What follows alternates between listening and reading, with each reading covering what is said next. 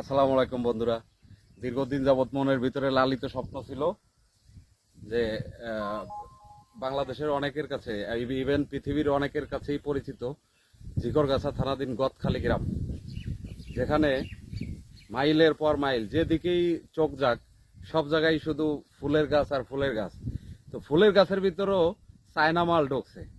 সেই চায়না মালের বাগানে আমি দাঁড়ানো, অর্থাৎ গোলাপের ভিতরেও কিন্তু চায়না গোলাপ আছে, যার কোনো গ্যারান্টিও নাই, ওয়ারেন্টিও নাই। তবে ফুলের ভিতরে অবশ্যই এই যে আমি ধরে রাখছি, যদিও এখন ফুলের সিজন না, তথাপিও এই কিছু কিছু আছে, কিছু কিছু বোঝা যাচ্ছে।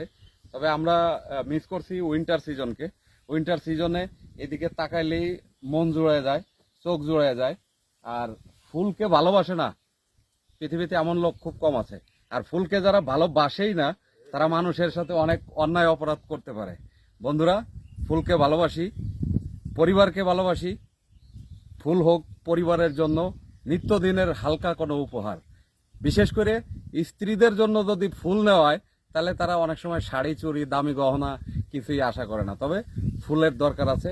ফুলকে আমরা ভালোবাসি, পরিবারকে ভালোবাসি, প্রিয়জনকে ভালোবাসি। প্রিয়জনের জন্য হোক, ফুলই আমাদের নিত্য সঙ্গী। ধন্যবাদ বন্ধুরা, ভালো থাকবেন। আবার দেখা হবে নতুন কোনো ভেন্যুতে, নতুন কোনো পরিবেশে।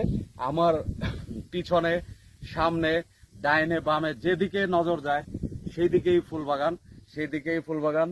যেখানে আছে গোলাপ, রজনীগন্ধা, এমনকি গাঁদা, আরো অনেক নামি দামি ফুল, টিউলিপ, বিভিন্ন রকমের ফুলের সমাহার এই গদখালি ঝিকরগাছা। আপনারাও আসবেন, ঘুরে যাবেন, ঘোরেন, মন ভালো থাকবে, ভ্রমণ করুন হৃদয়ের আনন্দের জন্য। ধন্যবাদ বন্ধুরা, আবার দেখা হবে ইনশাআল্লাহ।